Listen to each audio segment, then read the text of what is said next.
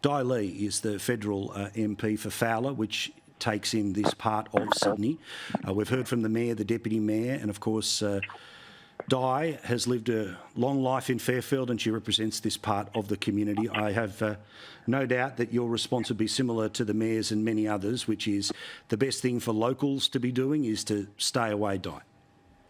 Yes. Hi, good afternoon, good evening, Paul. Look, this is shocking news, and I think that I've asked, our community, we've just been on the phone, just say, look, praying for the speedy recovery and safe recovery of the bishop. He's a wonderful bishop, and I know Bishop Marmara very well. I've attended his church. It is a church that's in, as you've described, I've just been listening to you. It's in kind of a cul-de-sac, so it's a small church, but it is very well attended, and his congregation just loves him. They love him. And so, I know that everybody is obviously, it just happened over the weekend. This is kind of flowing on to the fear in our community, and I'm asking for calm, and I'm asking for us to pray for the bishop. And I know him, knowing what he's like, he would absolutely want us to remain very peaceful and to pray and to continue to spread the message of peace and love. That's the wonderfulness about this man, and he, so I think he would be very disappointed if people are all angry over this. I know he's a very forgiving man. He loves his community, he loves his congregation, and I know that he would want us to all pray for his recovery, speedy recovery, and that let the police deal with this matter.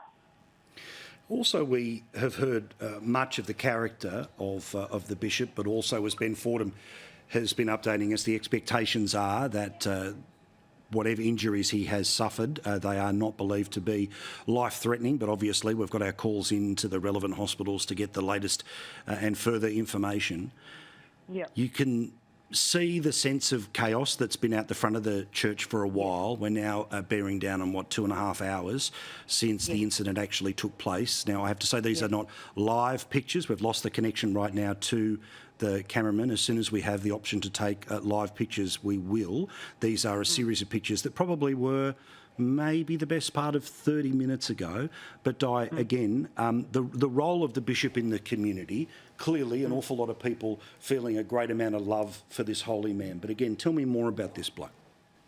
Oh, look, he's part of the Good Samaritan Church in our community, and I know that he's got a huge following on YouTube. And if you Google him, you'll find him. And he's grown his following for the last few years, especially after COVID. And so he's been very, I can't say more than he's such a loving person. And I love being in his presence. And we've attended some of his church services, and especially during Christmas when we give out things to the community.